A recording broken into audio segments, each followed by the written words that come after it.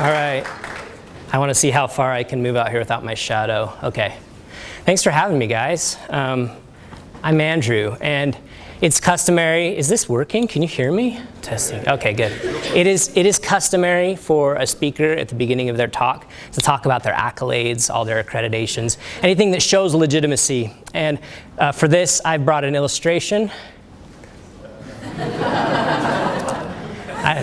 I don't think I need to say anything else. So now that we know that you know all about me, let's talk about you guys. So I have a feeling there's probably everyone in here can be grouped into one of four groupings. The first group are hiring managers or employees who are at some level interested in remote work. Whether it be, you've tried it in the past or you're interested in trying it in the future. How many of you fall into that category of hiring managers or employers? Really high, really high. Like, not very many. That's really sad. Don't worry, I'll send them the recording of this. 2, hopeful remote employees. How many of you really wish you could be a remote worker? Raise them really high, okay? 3, we have remote practitioners who are already working remote, who want to improve their remote culture skills, or employers who have remote employees want to kind of improve the culture. How many have, oh good, there's quite a more than, and then finally we have this group. Raise them high. That's, yeah, okay. Thanks. All right. So there's a lot of reasons why people are nervous to hire remote workers. And one of those, one of the biggest, is lack of oversight. As an employer, you might not know, for instance, if your employee is just over at the pool hall drinking 7-Up or something. And if the analogies are bad, it's because I'm using all my own photography, so I had to kind of force some things. But yeah, and I can identify with that. Some of you might know Ben Peck. Him and I and Ben started Front. Ben recently went full-time. He moved to New York, which is so cool. He went there to support his wife, who's going to school, quit his job at Jane to do that, and now he's working full-time for Front, which for me and Wade was kind of a scary thing, right? Suddenly one of our partners has to have a full-time employee salary. And that's a nervous sort of feeling, so I can identify with employers. You don't have the oversight. You don't know what they're doing all day long. Are they making good use of your hard-earned dollars? So I can empathize with that, and I think that that's one of the biggest things, the reasons that employers are resistant. The other is differences in culture and time zone. It can be a hard thing to have people working in Europe, for instance, to try to find a time where everyone can get together. How many of you have dealt with time zone issues? Yes, I know we've all been there at some point in our career, and that's not necessarily an easy thing. I will come back to this and talk about some strategies maybe for helping with this, but it'll always certainly be a challenge that can never completely be solved. And then one of the other big problems is this general feeling in product these days, and a lot of it's because of this guy, who is amazing, by the way, Marty Kagan. But this is something he feels strongly about that I don't agree with him on, and I'll come back to this. But basically the idea that teams have to be co-located to be productive. This is a very common, don't take a picture of this. What are you doing? I'm just kidding.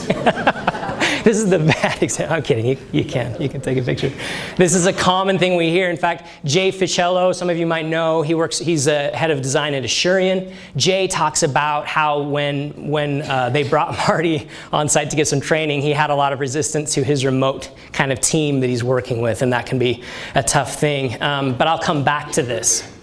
I'm going to talk to you about some reasons why, first off, to employers, those hiring managers out there, why you should consider it, why having a remote culture is not a bad idea. And one of the first thing I want to talk about, actually, this will introduce it well, it's InVision, as you may or may not know, is fully distributed. And Joseph Tadaro is one of their lead designers, so I'll let you read that. I'm not going to read it to you.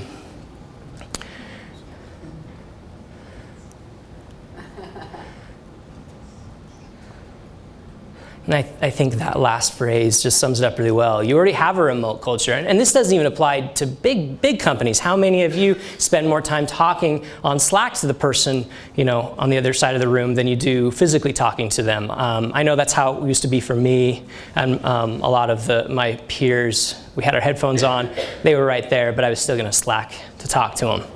We're already pretty well remote, most of us. And a lot of times, the only time we actually interact with someone face-to-face is at a meeting, which, by the way, is like the easiest thing to do remotely. Like, of all the things we do, meetings are the ones that are, like, lend themselves best for remote. So why don't we just go all the way? So let's talk about hiring benefits. The benefits of having people who work remotely. The obvious benefit is, one big benefit is hiring from anywhere. When you aren't limited, Wade and I were talking about this before, there's the industry. It used to be that our problem was, 6, 7 years ago, 10 years ago, when we started what used to be not Product Hive, but what we had before that, IXDA, and then whatever else. The reason that Wade and I and a few others started that was because we were having a really hard time finding talented designers. It was really difficult to find anybody who knew anything about UX. We put out a job application, and all we would get are graphic and visual designers, which there's nothing wrong with that necessarily, unless you're trying to hire someone who knows user experience design and has been trained in that field. It was really difficult. So we started doing these meetups, try to get people out, try to train, try to provide education, try to fill that vacuum. And you're seeing that that's starting to be filled, that vacuum. There's a lot of awareness. We get a lot of folks here. I mean, how many of you have been doing UX or who are just getting into it, who've been kind of in it for 3 years or less? Okay. So, I don't know, that's probably 35, 40% of people in here. Everyone else is more than that? Everybody's 4+, raise your hands. Okay, well, that's about 50% then. So, yeah, it can be really hard now. The challenge we have is to find senior people with 5+ years of experience in the industry. It's really hard to find, especially in Utah. And because of that, a lot of people, namely, like I mentioned, Jay Ficello, has started reaching elsewhere to hire senior folks who, and a lot of times, and this isn't always the case, but a lot of people who have a little bit more experience in the industry, who've been around a little bit longer, they've established roots usually, not always, but usually. They have connections to a certain geographic location, and it can become challenging to try to get those people to move, even if your job is awesome, but because they're happy where they are. And there are plenty of people like this, and being able to attract that talent and say, hey, you're fine to be in that geographic location. In fact, you can work remotely so you have more time to be with those that you love, and you can be a senior member of our team and lead this team. That can be a way to overcome that challenge. And that goes into being able to hire talent you couldn't attract in any other way. Yeah, this is my good friend Colby. He's in the audience. He'll sign autographs after. This was a shot I took of Colby, a glamour shot. But I bring up Colby because he's an example of this. Colby was at a really good job. I'm not going to say the name of the company. I don't want to embarrass anybody. He had a good job. He wasn't looking for a new job. He was happy. He was healthy. Everything was good. But I needed somebody of Colby's ability where I work at rev.com. And so we came to Colby and said, hey, why don't you come work for us? San Francisco startup, really cool opportunity, San Francisco salary, and you can work from anywhere. And we didn't have too much trouble convincing Colby to come aboard. And that is the power of having a remote culture.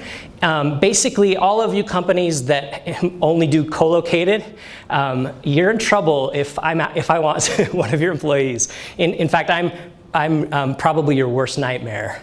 And that is, but you want to be that person. You want to be the one who can hire anybody from anywhere because it is such a draw.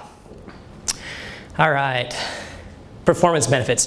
So let's talk about what advantages you might have from actually being, why it actually can be a good thing to have a remote team, that there are advantages to it. And we'll come back to this quote again by Marty Kagan, because there's two things I want to identify here. The first is that Marty, in his book, and this comes from his book Inspired. How many of you read Inspired? Most PMs in the audience, I hope, have done that. It's a seminal volume. It's amazing. This is the only line in the whole book I disagree with. And Marty's amazing. But I don't agree with two things here. And one is that outperform, substantially outperform a dispersed team. Here's why I don't agree with that. And the one is that there was actually a study done. And see, Marty's not citing a study at all. He's just going off of his personal experience. And I'm sure he's been at companies where it didn't work very well.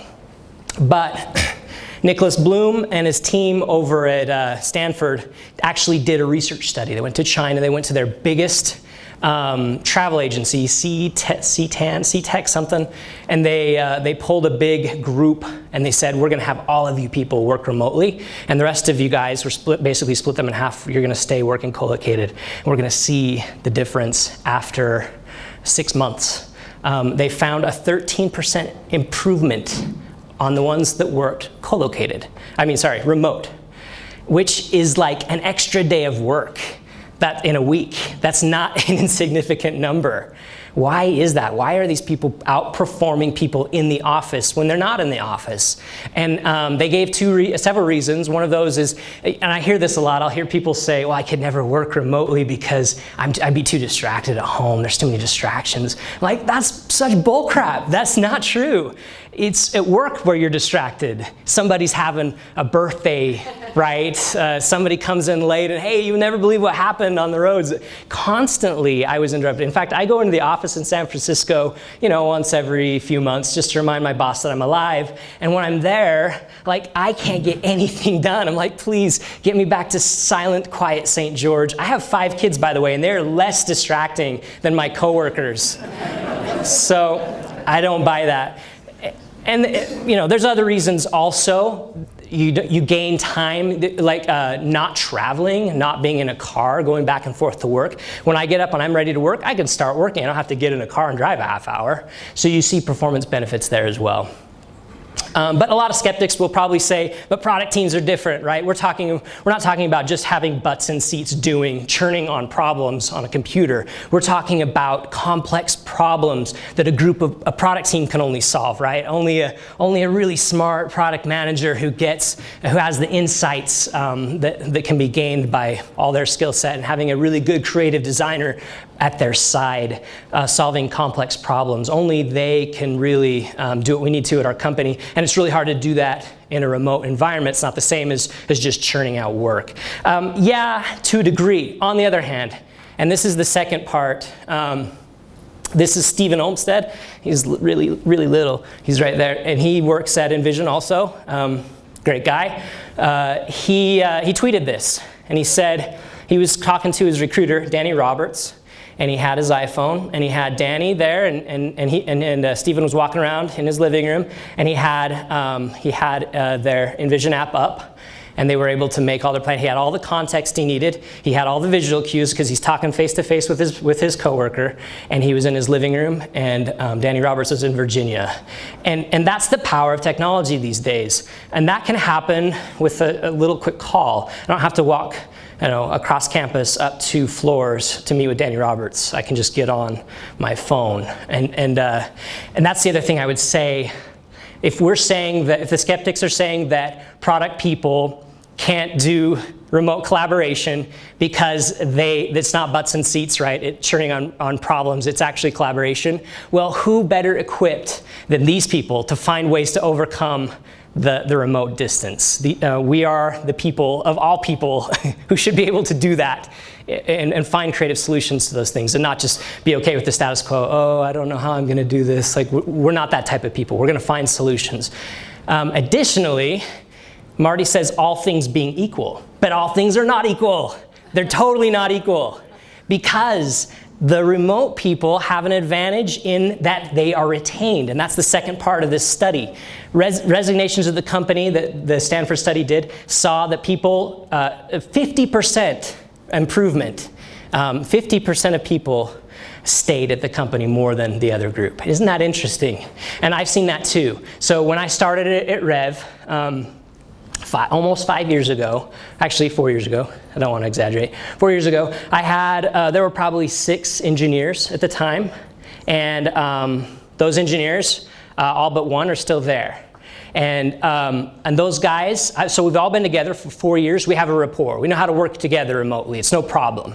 We don't have any issue communicating. We get each other. We know each other very well. Because we're at the company so long, we don't have that transition that, that a lot of startups do. A lot of you probably come from companies where people are in and out. It's that revolving door culture. You don't have that where you have really strong remote collaboration happening, and where you've got that culture. People are motivated to stay. They love it. And I feel the same way. When people ask me, how long are you going to be at Rev? I'm like, how long are they going to be in business? Because I don't want to ever leave. It's amazing. So retention benefits are there. Why are we not? I don't know why this isn't working.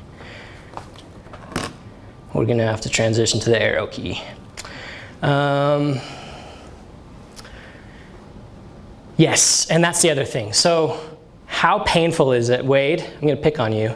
How painful is it when someone leaves and you have to hire for that new position? I know you guys are always hiring at Workfront, constantly.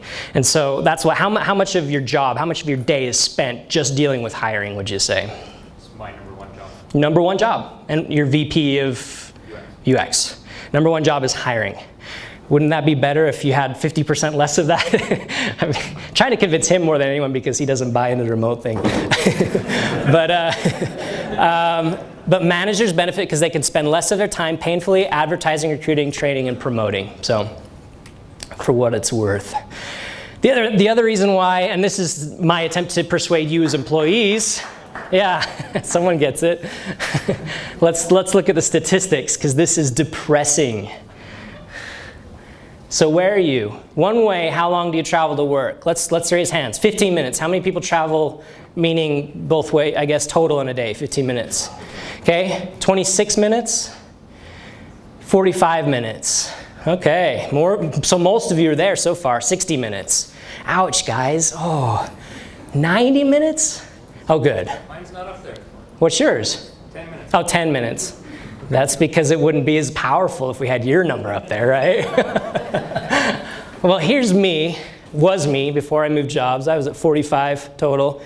15.6 days a year. That's depressing. What else could I be doing? Think about all the Pokemon Go I could have been playing during that time. We don't need it. You get it. The other thing is, Utah air sucks. You guys, that's one reason I moved. I hate Utah's air, North Utah. I'm down in St. George now, by the way. I think you picked up on that. And I love the clear skies that I don't have to deal with the smog up here. And you guys, when you're commuting and the companies that are kind of encouraging that, there's no reason for it. There really isn't. And it really is the future that people are just going to be able to work from home. Another thing is, a lot of employees are worried. I already mentioned one thing they're worried about. One thing they were worried about is will I be distracted? And yeah, you might be at first, but I think that you'll find if you do it that's not an issue. The other thing though, and this is more valid, I guess, that a lot of people say, well, I'm a face-to-face person, right? I need interaction, I need social. And that's valid, that's completely valid. This is Mike Davidson. Mike used to be the VP of Twitter. He's been out to speak up front, good guy. Some of you might know if you follow his blog, but he just started at Envision. And he wrote a blog post that I thought was super interesting because he said, he was really hesitant, he was totally honest about it. He said, I'm a face-to-face person and I'm kind of worried about this remote thing. But he said, everyone he talked to at Envision, of course they're trying to convince him to come, but I agree with this too. It sounds like it's going to be awkward, but after a couple months, you never want to work any other way again. And that's something that I've found, that's mostly what I've seen. And there are exceptions to that. There are the occasional person that doesn't work for. I talked to Stephen Olmstead again at Envision. He said that they've only had 2 that he's worked with where it didn't work out, where the remote thing wasn't right for them. And in both cases, they were people who didn't have established social kind of ties, meaning they didn't have an immediate family or they didn't, oh, that's really pixelated. This is my family, guys. Or they didn't have like, peers or somebody to hang out with or be with, and where they relied on employees for their family, or I guess their social. And there's plenty of people in that case, and again, there's nothing wrong with that. But it could be hard in those cases where if your social is revolved around work, that can be a little bit more difficult because you can be isolated. Humans are herd animals, right? We do better when we're around people. So it's important to have that. Along with that though, and this is my big thing. For me, this is the issue. I used to work at an agency. How many of you work at agencies or have worked at design agencies? Okay, a few. Those of you who haven't, let me tell you about an agency and sorry, inside thing. It will suck up every ounce, every available minute you have in a day if it can. And that's not because they're evil. No, it's not like they're out to get you. It's just that's the nature of agency work. That every minute you can spare, they'll take. It'll just suck it like an amoeba. And I was at Rain. I was 10 years ago down in American Fork. Great digital agency. I loved it, but it was time consuming, right?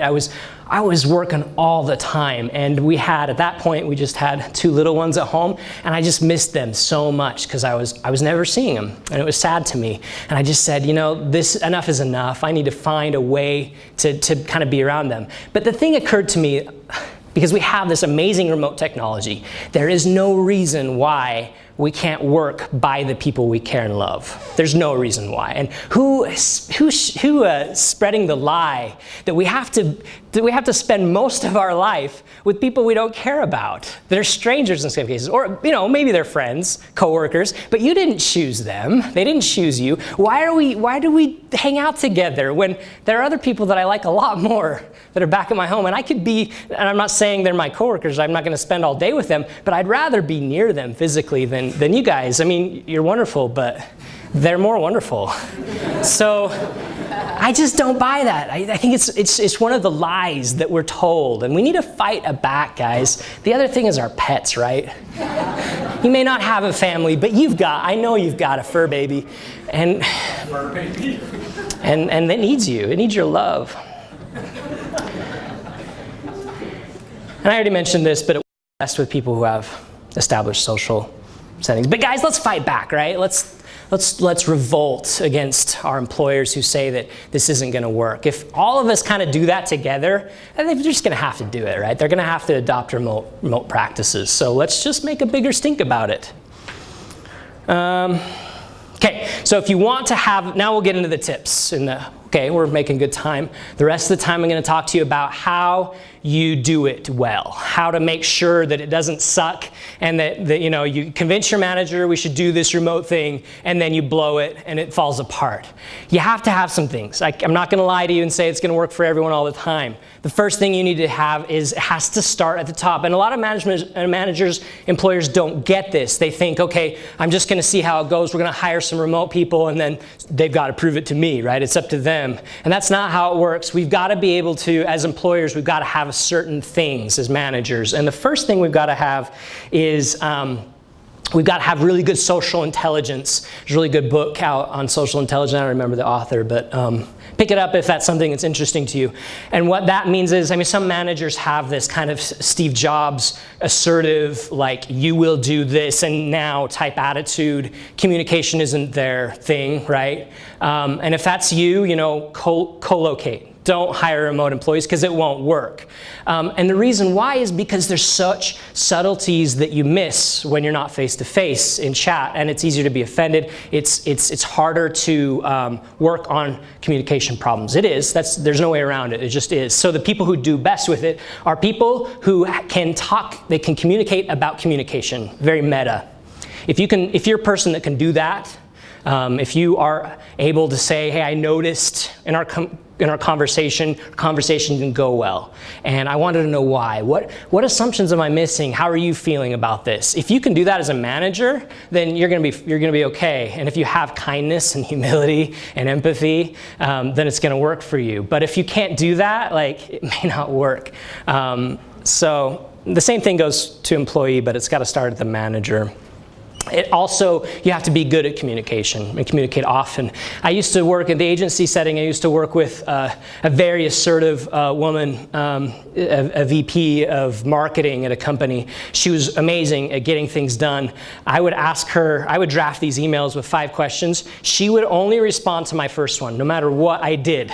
No matter how I phrased it, she only responded to the first sentence that she read. And it was so hard for me because we weren't together in the same location. She was somewhere else. And I didn't know, I had to just kind of fill in the blanks, and I was new in the career, and it was really hard on my tender soul. So you need to, as a manager, you can't do that, right? You've got to be able to over-communicate. And that's hard. You know, some managers feel like they don't have time. On the other hand, you're going to save time because you don't have to hire as much, but yeah. Okay, it only works if the whole team adopts the remote culture. That doesn't mean that everyone has to be remote. That is not what it means. It means that if you have one person on your team who's remote, then the whole team needs to adopt remote culture. What that means is several things. The first thing it means is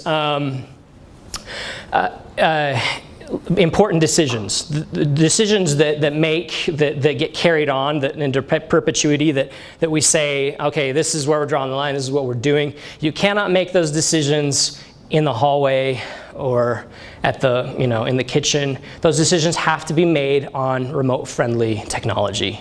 Otherwise, what happens is, the CEO of Rev, where I work, when he hired me, he was hiring me to be fully remote. He talked a lot about remote that first interview, and it really stuck with me, but he used an analogy. He said, when you work remote, it feels like you're on a road trip in the trunk at a lot of companies. And I can totally identify that. You don't get the joke that everyone's shared around, the inside jokes, the little things that happen. It can be difficult if you're the only one that's remote. So to assuage that, you've got to adopt those kind of remote culture for everyone. So that's the first thing, though. The important decisions have to be made on the remote technology, Slack or Zoom or whatever you're using. The second is that everybody in that group, it's a remote team, they all have to be using the same chat mechanism. And at bigger companies, this is a challenge, right? Because you might have, the marketing team might be on Microsoft Teams, whereas the design team, of course, is on Slack, But you have these differences in communication method, and really, unless you're going to be able to move to the same, then it doesn't work very well. In early days at Rev, we had that problem where some people were doing Slack, and some people were doing Skype, and some were doing Google Hangouts. That was even a pain, so we had to formalize and say, no, this is the formal, we're gonna use this for communication. What else? John Maeda, he works at, what's it called? I have a mental block, help me. Automatic, thank you. You should remember that because Matt has 2 T's. Automatic, John Maeda's head of design there. They're fully distributed, also fully remote. And this is what he said about that. When you have a part of the workforce remote and a part of the workforce non-remote, it creates 2 classes, and the remote folks can easily become a subclass. But he also says, I can imagine cases where it could be vice versa in the near future. And I can see that also, but so just something to keep in mind.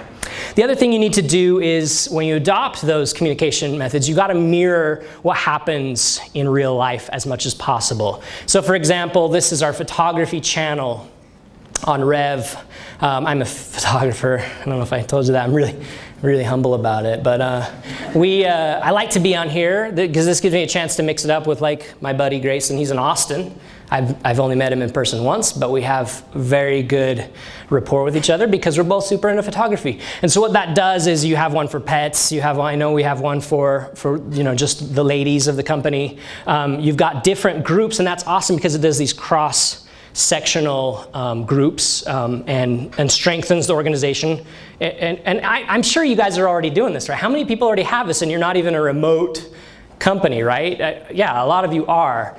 So again, you're already halfway there. Just go the rest of the way. Give in.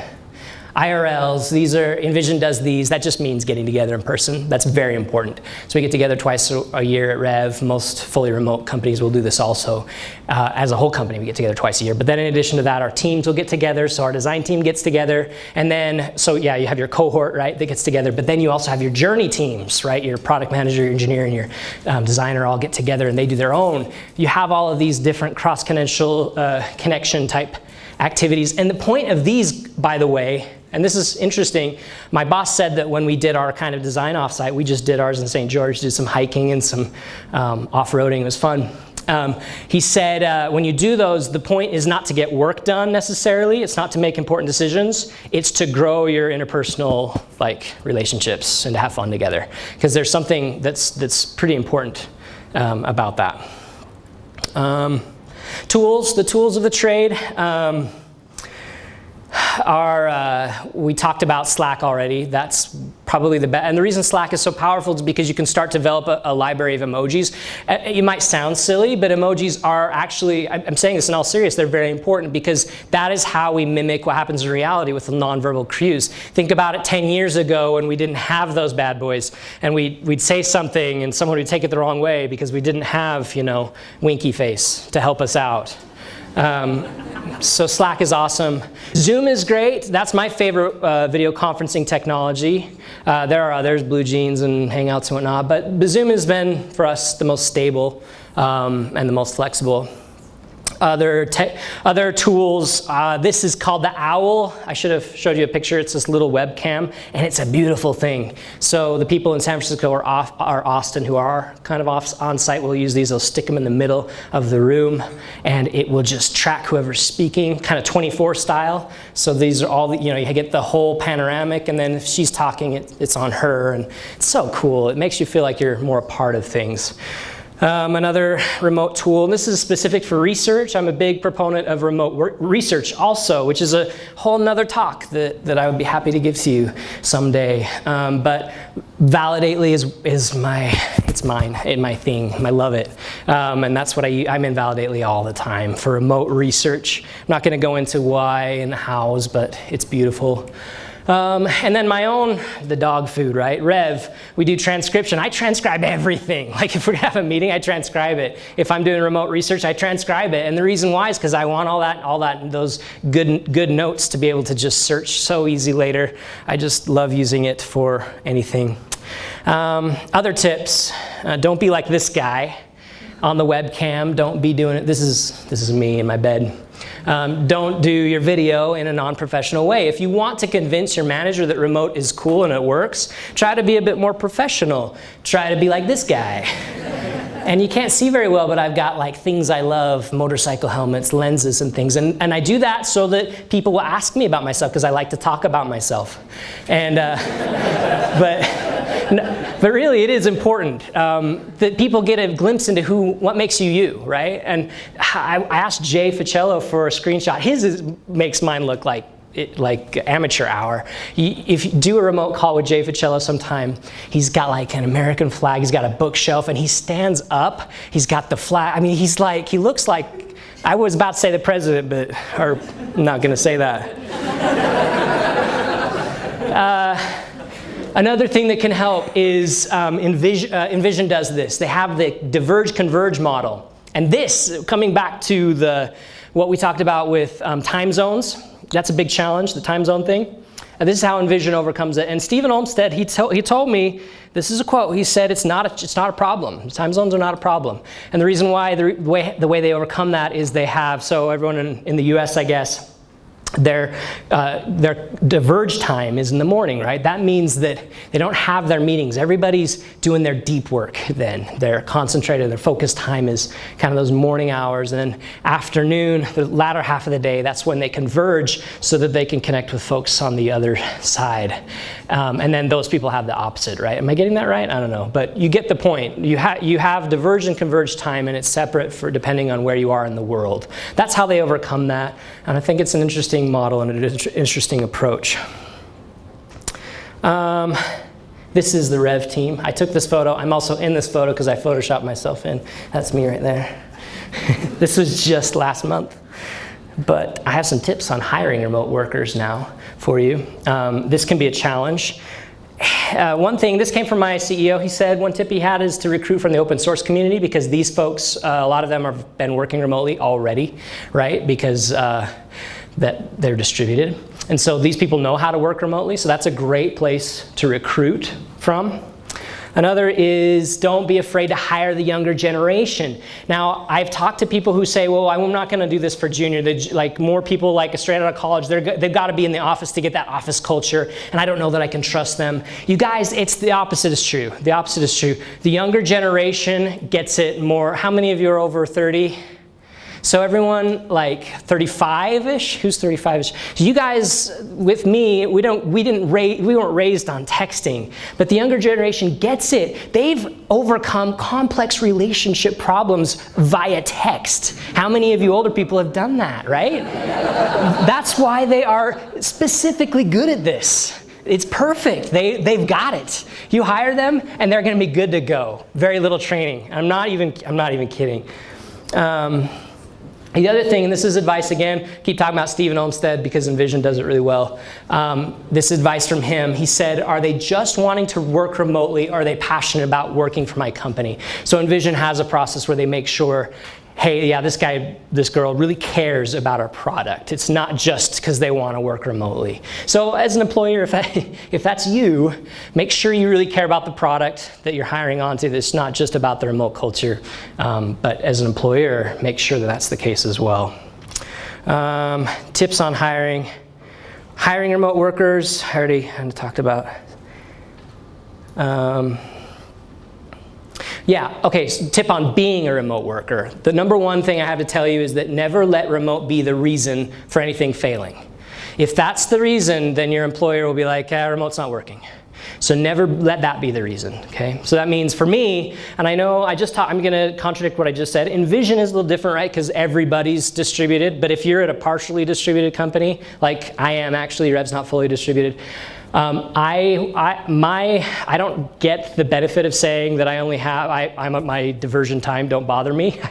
I don't do that. If somebody has a question, I answer them immediately. I want to make sure they have what they need, and I am never, ever, ever the bottleneck. And I take sacrifice there for my own productivity, but what I gain from that is that they know that I'm someone they can count on.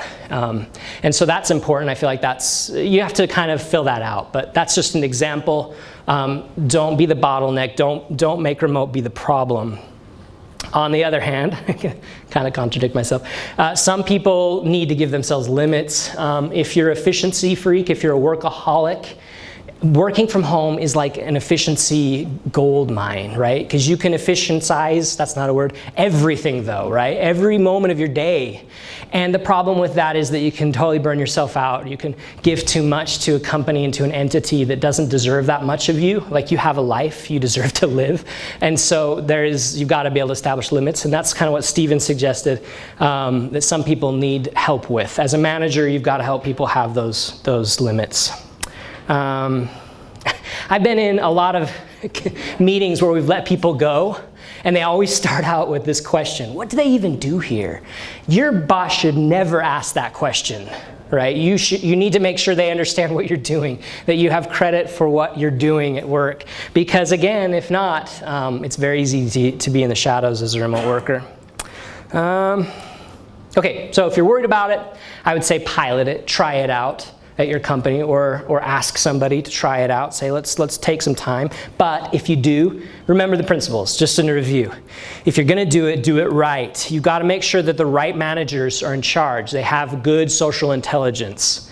And that everyone on the team adopts the remote culture. You've got to make sure everyone has the same collaboration tools, and that all important decisions are made on a remote-friendly platform. And if you can do those things, you'll probably be able to prove a case for it at your company. So if you want more information, you can take a click of a picture. This is a great, I can also post this in Slack after, but Trello did a remote work ultimate guide, which is incredible. It's so good. It's really long. It's like a book. And then Open Buffer, they have a blog Buffer is also a company that's just fully distributed, where they share all their tips and tricks. So those are two excellent resources for further reading. Additionally, Front is a great, we're actually just rolling out custom on-site trainings. If you and your company need help, you want to hire me to come and tell you how to do remote, I'd be happy to do that. But also, come to our workshops, come to our conference. You guys know about Front. That's it. That's my talk. This is where you clap for me. We do questions? Questions? We'll do a quick Q&A. Okay. Yeah, we'll do a quick Q&A. I should have, I meant to do this via Slack, but I forgot to announce that this time. So, does anybody have any questions? We can do a couple minutes of Q&A here real quick about remote work, about anything Andrew said. Yep. In the back. In the back, yeah. Yes, so what's the anatomy of the person who's working remote? What's the anatomy in the house? Because I hate when my employees call me on their bed, right? It's like you said, like the right thing, like you need a separate room where you can close the door and have privacy, or is it on the kitchen table? Like, what is the anatomy of the home in order for you to say you can successfully work from home? The anatomy of the home. Oh, that's a great question. Maybe I just thought that went without saying, but you do have to have space, right? It can't just be, especially if you've got little ones in the home. Like I said, I've got a troop at my place, so I've got to have a containment area for myself to be. But it's nice, right? Because then you can just, at lunchtime, I can come out and be with the people I care most about and not people that are just okay. But does that answer your question? I mean, like,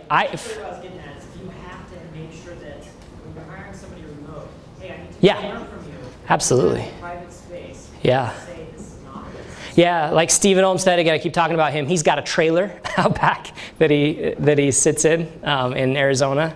So, yeah, you got to make a place, make a way to do that. But yeah, and have a lock on it. Absolutely. Yeah. So you talked a lot about UX. What about some of the other roles like PMs? Your PM interfacing with dev, with UX, with management, etc. Can they still do that as effectively as perhaps a UX guy? Yeah, but I think the key, that's harder if not everyone is on board with it, right? Meaning if your engineering team is all co-located and they have this culture of it, you can't go in saying, oh, you guys have to adopt my workflow. That's a little harder. I'm not going to sugarcoat it.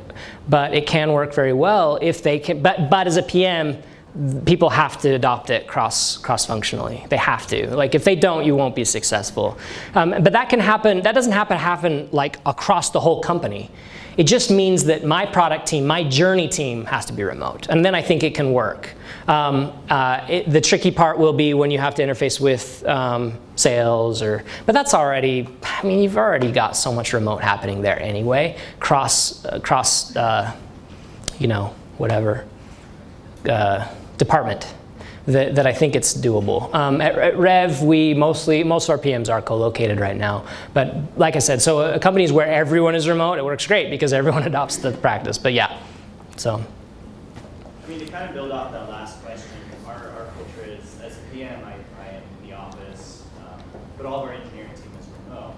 And I struggle with the collaboration aspect of it, of being able to have that organic conversation and kind of the ingenuity and some of the innovations that are created when I've seen that team be co-located with the PM, with UX.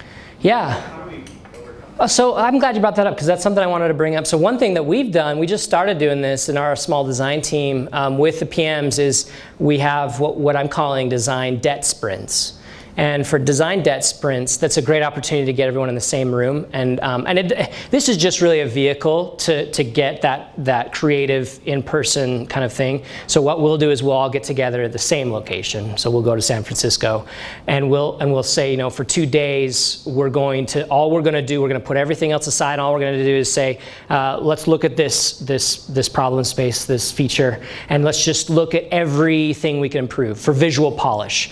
Every single thing we can find, every font that's off, every jarring transition, and improve all that. Now, the reason we do that again in person is because that's an opportunity for us to have that face-to-face problem solving. And we do that also, sometimes we do that with creative brainstorms. So I think it's just an important thing to mix it up, right? To have those times of collaboration that can be in person, but they don't have to happen all the time. And then aside from that, like every day, I don't know. I just think that you've got to apply your same problem-solving skills to your own process. Like Cap Watkins talks about that. Take the design process and apply it to itself, to your workflow, to your company. And a lot of people don't do that, which really surprises me. Why aren't you taking what you've learned about good process and saying, how do we look at our own process through that meta lens? And you need the company to do that together. So I would say get the group together, say, here's the design pattern, or here's the design, whatever, our principles of good design, and we're going to apply that right back to this problem. Here's the problem I have, let's do that. That's the best suggestion I would have. Yeah. So expanding on those collaboration tools, what do you think the most important aspects and characteristics of those are? Besides like video chatting, what kind of other tools are really valuable to work collaboration remotely? Well, I think that those are the big ones. I'm trying to remember if there are any. I'm sure there are other tools that we use that I don't. Oh, well, one example is that on the cultural side is we just started doing like there's a product that 37 Signals does. I think, isn't it those? Or I might be getting them mixed up with HappyCog. But one of those groups does a Friday like group thing to where you have to answer a question and everyone gets the answer, and it's like everyone kind of grows. So we did that for a while at Rev until we got too big for that. But that's kind of a cultural specific thing. What makes you tick? We would answer kind of deep, ask kind of deep questions, and you get to know people at a deeper level. That was a tool we used to kind of get the touchy-feely stuff. But now we're doing a newsletter. So as an example, I showed you my 5 beautiful kids. 2 of those are adopted recently. We fostered. And so they asked me to do this big article in their newsletter about that process and about fostering and how I felt about that. And I was like, that's awesome. Thank you. I'd love to give the opportunity to share something that I feel strongly about that's outside of the purview of work. And that was good. I got a lot of people reaching out directly and saying, hey, thanks for sharing that. It was a really cool experience. Meant a lot to read that. And that's just different than what you normally get at work. So I'm glad to see that we're starting to roll out more of that stuff also. I can't really think of any other tools. I mean, it's Slack and Zoom are like, and when we're in Slack, if something starts, like if we realize that our conversation is more than a few lines, it goes to Zoom immediately. Like we get that solved. That's the other thing. Like you cannot let things, like asynchronous communication, if you're not careful, it'll take weeks to get simple things done. And you can't do that. You've got to be all over tasks, all over problems. And everyone has to have that same, like, let's attack it. Let's get this solved. Let's get on a Zoom. Let's get this solved. Let's take care of it. Let's move to the next thing. And everyone has to have that attitude. If somebody's like back in the like, okay, I'll log that away. And then tomorrow I'll respond. The next day someone else responds. That doesn't work. So we do use Basecamp though for a lot of our asynchronous design communication. So Basecamp works great. There's a lot of tools, like Envision has a lot of communication tools. I don't like that personally as much for communication and getting everyone kind of together on the same page, because you got a dot, right? And somebody over here is saying something, someone's over here, not everyone's on the same page. You're not getting a lot of, what's the word, where everyone's kind of cohesively agreeing on things. So I like Basecamp for that because we can post the design, we can iterate, and everyone sees what's happening. So the key is to move quickly with it though. Can't really think of any other critical tools that we use. Colby, can you think of any others that I'm forgetting? Whiteboard? Yeah, so there are a lot of sketching tools out there. I like sketching right in Zoom though. So Zoom has the highlighting thing, and that's always worked great for me. I just put the mock-up up there and we all just sketch it up. There's no reason why you have to move to anything else. There are a lot of other tools though. Freehand is Envision's, I guess, collaboration tool. I haven't used it, but some people do. Okay, any other questions? Yeah. Do you have any recommendations for getting teams and organizations over the hump to adopt the remote culture? I haven't had to do it, so I don't have them, other than like make them watch this talk. I don't know. Trello's guide is awesome. Trello's it's not a one page. It's that guide I had at that last. If you reach out to me, and I'll give it to you. But it's great, I think. But I think it's also like that's what Jay did. He went to Asurion. Like I don't remember where their headquarters are, but if some of you know him, he moved there, and then he said, give me a chance to try this out. I want to move back to Utah, and I'm going to hire all remote, and let's just see how it goes. And he just proved that it worked, and they trusted him, and it's been working good for him. So I think he's a good one to talk to, by the way. But that's all I got. Sorry. Yeah. Have you used any kind of gamification to get people motivated and, you know? Yeah, I mean, engineers do it more than we do in the design team. But like the bug hunts and whatnot and the prizes they award and things like that. No, not a whole lot, but that's interesting. I hadn't really thought about it. Yeah. Earlier you mentioned working for a San Francisco company, San Francisco salary. When it comes to negotiating salary, should that be market rate adjusted to what the employees have, or how does that work? Well, I mean, that's an interesting one. I mean, an employer's of course going to want to take advantage of the fact that you don't have the same cost of living, and so I guess maybe I was a little more flippant. I'm not sure. I don't know. Not every different employer. It's all over the place. Honestly, every employer has a different theory when it comes to how much to pay. Even if you take out the differences in remote or versus in person. However, I will say that in general, San Francisco is used to paying a lot higher salaries. So if you come on the upper end of the Utah salary, you may be able to get it. So, yeah. Anything else? Okay. Yeah, let's wrap it up. All right. Thanks, All right. guys. Thank you.